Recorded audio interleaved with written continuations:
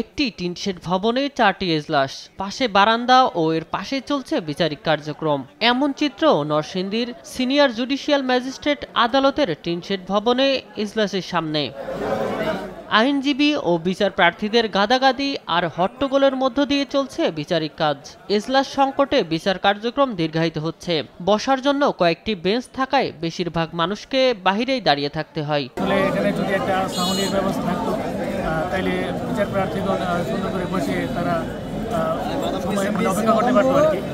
এখন কাছে একটি অনুরোধ থাকবে যে এখানে বিচার প্রার্থী যারা আছে তারা যেন সুন্দর করে বসতে পারে অন্তত।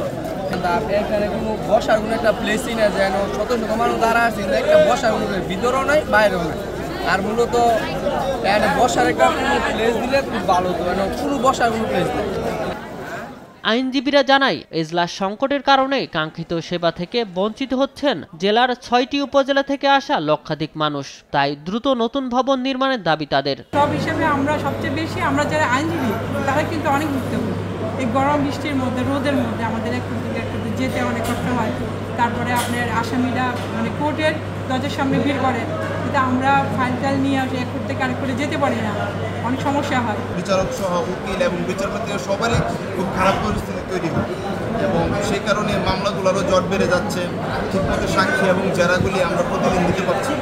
পার্ট বাই পার্ট একজন জজ সাহেব এজলাস করে বিচার কাজ সমাপ্তির পরে আরেকজন জজ উঠতে পারে, যেখানে অনেক মামলা অনেক সময় উঠাইতে পারে না, মামলা জট থাকে। আর আইনজীবী সমিতি জানায় 8টি এজলাসের দরকার হলেও টিনশেডের রুমের 4টি এজলাসে বিচার কার্য চলছে। ফলে নারী পুরুষ আইনজীবীরা বসা তো দূরের কথা, দাঁড়িয়েও থাকতে পারছে না এজলাসে। আমাদের 8টা এজলাসের দরকার কমপক্ষে টায়ার সহ। এখানে আছে 4টা, টিনশেডের 4টা ছোট ছোট ঘরের মধ্যে 4টা এজলাস করছে। আইনজীবীদের জন্য একটা মাত্র বেঞ্চ আছে, আইনজীবীরা দাঁড়ায় থাকে। মহিলা আইনজীবীরা এজলাসের ভিতরে প্রবেশ করতেই পারে না। আর বিচার প্রার্থীরা বাইরে দাঁড়ায় থাকে। মেঘ বৃষ্টির দিন দেখা যায় যে বৃষ্টিতে ভিজে রোদে দাঁড়ায় থাকে। জেলা গণপূর্ত অফিস জানায় ভবনের স্থান নির্ধারণ করে অনুমোদনের জন্য কেন্দ্রীয় ট্রান্সফোর্সের কাছে পাঠানো হয়েছে। সেখানে অনুমোদনের পর মন্ত্রণালয়ের অনুমোদনের মাধ্যমেই দ্রুত 100 কোটি টাকা ব্যয়ে 10 তলা আধুনিক ভবন নির্মাণ করা হবে। প্রকল্পটির মূল্য প্রতিটি জেলায় আনুমানিক 100 কোটি টাকার মতো।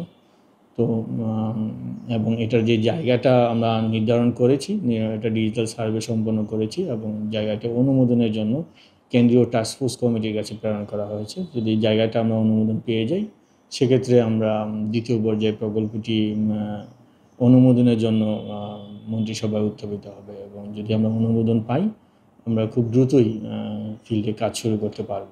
জনদুর্ভোগ কমাতে দ্রুত ভবন নির্মাণের দাবি আইনজীবী সহ বিচার বিভাগের কর্মকর্তা কর্মচারীদের। নিউজ ডেস্ক, দেশ টিভি।